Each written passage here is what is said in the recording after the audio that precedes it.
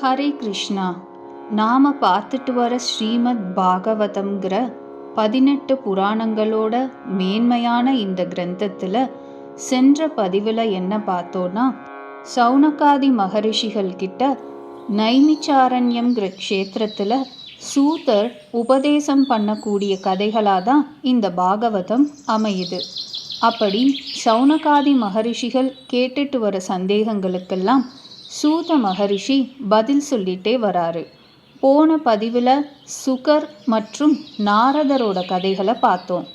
சூதர் மேலே சொல்லிட்டு வராரு, அர்ஜுனனோட குழந்தைகளை பாண்டவ வம்சத்தை மகாபாரத யுத்த முடிவில் துரியோதனன் சேனையின் பக்கம் நின்ற அஸ்வத்தாமன்கிற வீரன் எப்படி அநீதியாக கொல்றான்கிறத பார்த்தோம். அப்படி அஸ்வத்தாமன் பாண்டவர்களோட குழந்தைகளை கொன்னுட்டு தப்பிச்சு போயிடுறான்.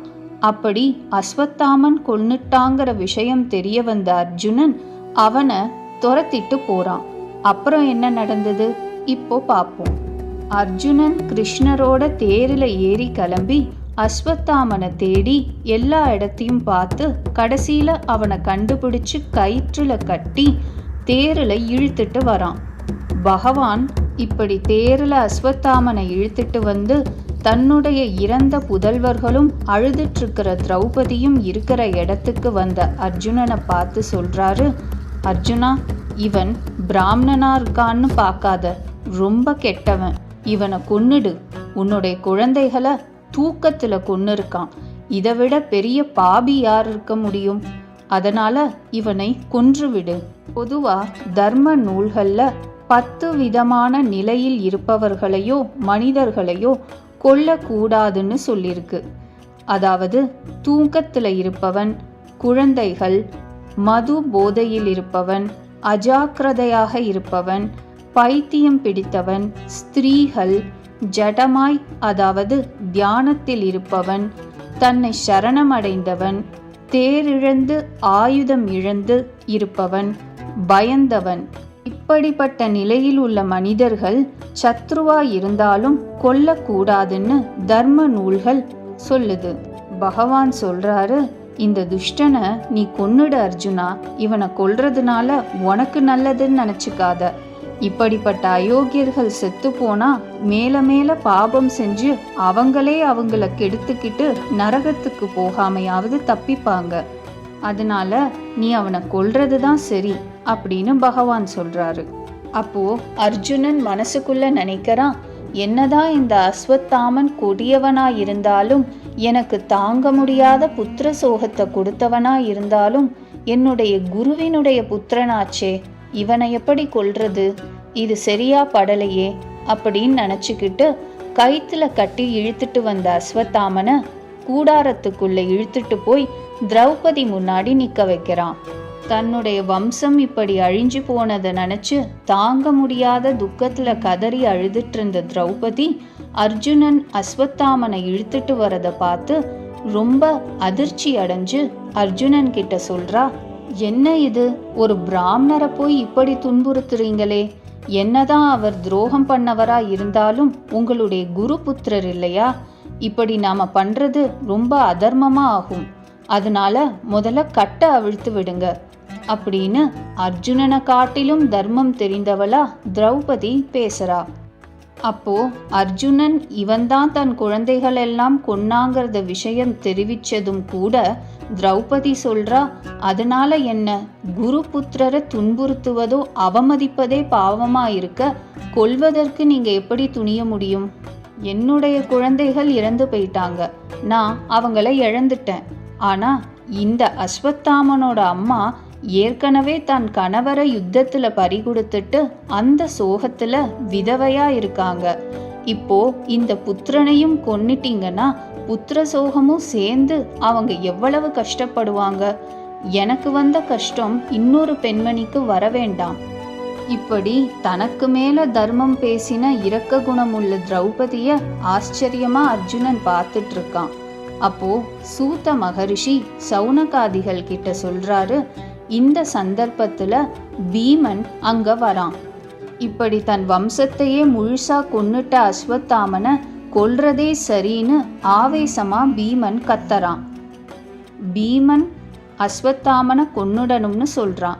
திரௌபதி தர்மமில்ல, கொல்லக்கூடாதுன்னு சொல்றா. இப்படி 2 பேர் சொல்றதையும் கேட்ட அர்ஜுனனை பகவான் திரும்பி பார்க்கறாரு. பகவான் இது அர்ஜுனனுக்கு வைக்கிற ஒரு பரீட்சை தான். அர்ஜுனன் வெறும் தர்மம் பேசுபவனா இல்ல தர்மத்தை கடைபிடிப்பவனா, இக்கட்டான சூழ்நிலையில எப்படி தர்மத்தை விடாமையும் அதர்மம் பண்ணாமையும் இருக்காங்கிறத பார்க்கணும்னு அவர் சொல்றாரு. அர்ஜுனா, பிராமணர்களை கொல்வது பாவம், இத சொன்னதும் சாஸ்திரத்துல நான் தான். பாபிகளை கொல்லாம விடுறதும் பாவம், இதையும் சாஸ்திரத்துல நானே சொல்லியிருக்கேன். இப்போ திரௌபதி கொல்ல வேண்டாம்னு சொல்றா, பீமன் கொன்னுடுன்னு சொல்றான். நீ எதை பண்றியோ உன் இஷ்டப்படி பண்ணிடு. இப்படி கிருஷ்ணர் சொன்ன உடனே அர்ஜுனன் அதை புரிஞ்சுக்கிட்டு அஸ்வத்தாமன் பிராமணன்கிறதுனால உயிர் வதம் சொல்லப்படலைங்கிறதுனால அஸ்வத்தாமனுக்கு மேலான அவமரியாதையான அவனுடைய சிகைய அறுத்து விட்டு கூடாரத்தை விட்டு துரத்தி விட்டுறான். இதற்கப்புறம் அர்ஜுனன் யுத்தத்துல இறந்த தன் முன்னோர்களுக்கும் பெரியோர்களுக்கும் சிறியோர்களுக்கும் கங்கை கரையில முறைப்படி ஈம கிரியைகளை செய்து முடிக்கிறான்.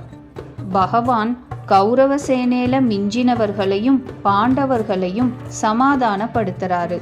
புத்திரர்களை இழந்த திருதராஷ்டிரனையும் காந்தாரியையும் சமாதானப்படுத்துறாரு. இப்படி ஒரு வழியா யுத்தம் ஓஞ்சதுக்கு அப்புறம் பகவான் யுதிஷ்டிரரான தர்மருக்கு ராஜ்ய பட்டாபிஷேகம் செய்து வச்சு 3 அஸ்வமேத யாகங்களும் தர்மர் பண்ணும்படியா செய்து தான் கூட இருந்து அதை நடத்தியும் வைத்து பிறகு தன்னோட சொந்த ஊரான துவாரகைக்கு போகலாம்னு தேரில் கிளம்ப போறாரு. அப்போ அந்த இடத்துக்கு அபிமன்யுவோட மனைவியான யுத்தத்துல அபிமன்யுவை பறிகொடுத்த விதவையும் கர்ப்பவதியுமான உத்தரை கதறி அழுதுகிட்டு கிருஷ்ணரை நோக்கி ஓடி வரா. கதறி அழுதுட்டே ஓடி வந்த உத்தரை கிருஷ்ணரை பிடிச்சு அவரோட காலில் விழுந்து என்னை நீங்க தான் காப்பாற்றணும், எனக்கு வேற கதி இல்லைன்னு சரணடையறா. உத்தரை சொல்றா, பகவானே நீயே எனக்கு கதி, ஏதோ ஒரு அஸ்திரம் நெருப்பு பிழம்பா என்னை துரத்திக்கிட்டு ஆகாயத்திலேருந்து வந்துட்டு இருக்கு. இந்த அஸ்திரத்தினால என் உயிர் வேணாலும் போகட்டும், ஆனா எப்படியாவது என் வயத்துல இருக்கிற சிசுவை காப்பாத்தி கொடுத்துடு கிருஷ்ணா அப்படின்னு கதறி அழறா. சூதர் சௌனகாதி மகரிஷிகள் கிட்ட சொல்றாரு, பகவான் உத்தரையோட இந்த பதட்டத்துக்கு என்ன காரணம்னு ஆராய்ஞ்சு தன்னுடைய ஞான திருஷ்டியினால இது அஸ்வத்தாமன்கிற துரோகியால ஏவப்பட்ட பிரம்மாஸ்திரம்ங்கிறத தெரிஞ்சுக்கிறாரு. தர்மத்தை காப்பாற்றுவதற்காக அவதாரம் எடுத்த பகவான் தன்னை அண்டினவர்களை கைவிட்டுடுவாரா?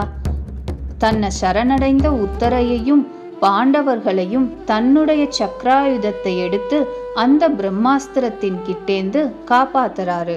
அதே போல தன்னுடைய மாயா சக்தியினால ஒரு சிறிய வடிவமா ஆகி சங்கு சக்கர கதாபாணியாக உத்தரையோட கர்ப்பத்துக்குள்ள புகுந்து அந்த சிசுவை பயப்படாம பார்த்துட்டே வராரு. சூதர் சொல்றாரு, ரிஷிகளே, பிரம்மாஸ்திரம்ங்கிறது ஒரு தடவை ஏவப்பட்டதுன்னா அது அழிக்காம அடங்கவே அடங்காது. ஆனா பகவானுடைய மேன்மையை என்னன்னு சொல்றது? அவர் யாருக்கும் அடங்காத பிரம்மாஸ்திரத்தை சிருஷ்டிச்ச பகவானே தன்னுடைய பக்தர்களுக்காக அதை அடங்கும்படி செய்யறாரு. இத பார்த்துட்டு இருந்த குந்தி பகவானுடைய கருணைய நினைச்சு ஆனந்தத்துல அழுது பகவான ஸ்தோத்திரம் பண்றா. எப்படி தனக்கு என்ன கஷ்டம் வந்தாலும் தன்னையும் தன் வம்சத்தையும் பகவான் திரும்ப திரும்ப காப்பாத்திட்டே இருக்காரே, அப்படிப்பட்ட கிருஷ்ண பகவான அவ ஸ்தோத்திரம் பண்றா. கிருஷ்ணாய வாசுதேவாய தேவகி நந்தனாய ச நந்தகோபகுமாராய கோவிந்தாய நமோ நமஹ. நமः பங்கஜநாபாய நமः பங்கஜமாலினே நமः பங்கஜநேத்ராய நமஸ்தே பங்கஜாங்கிரயே. இப்படி ஸ்தோத்திரம் பண்ணி முடிச்ச குந்தி என்னைக்கும் எங்களை விட்டு நீ பிரியாம இருக்கணும்னு பகவானுடைய திருவடிகள்ல சரணம் அடையறா. இப்படி தன்னை சரணமடைஞ்சு ஸ்துதி பண்ண குந்திய பகவான் மந்தஹாசத்தோட பார்த்து அனுகிரகம் பண்ணி, என்னைக்கும் உன்னை பிரிய மாட்டேன், நீ சொல்வது போல உன் கூடவே இருப்பேன்னு அனுகிரகம் பண்றாரு. சரி, ஒரு வழியா எல்லாம் முடிஞ்சுதுப்பா, நான் துவாரகைக்கு போறேன் அப்படின்னு திரும்பவும் பகவான் தேரில ஏறி துவாரகைக்கு போக கிளம்புறாரு. அப்போ திரும்பவும் யுதிஷ்டிரரான தர்மர் வந்து இடைமறிச்சு பகவான் கிட்ட தனக்கு துக்கம் இருப்பதாகவும் அத பகவான் தீர்த்து வைக்கணும்னு வேண்டிக்கிறாரு. பகவான், என்னடா இது, இப்பதான் மகாபாரத யுத்தத்தை முடிச்சு அவங்களுக்கு வெற்றியும் வாங்கி கொடுத்து ஒரு வழியா ஈமக்கிரியைகளையும் இறந்தவர்களுக்கு பண்ணி முடிச்சு யுதிஷ்டிரருக்கு ராஜ்ய பட்டாபிஷேகமும் பண்ணி வந்த பிரம்மாஸ்திரத்துக்கிட்டேந்து சக்கராயுதத்தினால இவங்க வம்சத்தையும் காப்பாற்றி ஒரு வழியா நம்ம ஊருக்கு போய் சேரலான்னு பார்த்தா இப்போ யுதிஷ்டிரருக்கு என்ன கஷ்டம் அப்படின்னு யோசிச்சு யுதிஷ்டிரர்கிட்ட கேட்குறாரு. அப்போ சோகமா இருந்த யுதிஷ்டிரர் கிருஷ்ணர் கிட்ட என்ன துக்கம் என்ன கஷ்டம்னு எப்படி விவரிக்கிறாரு, அத அடுத்த பதிவுல பார்ப்போம்.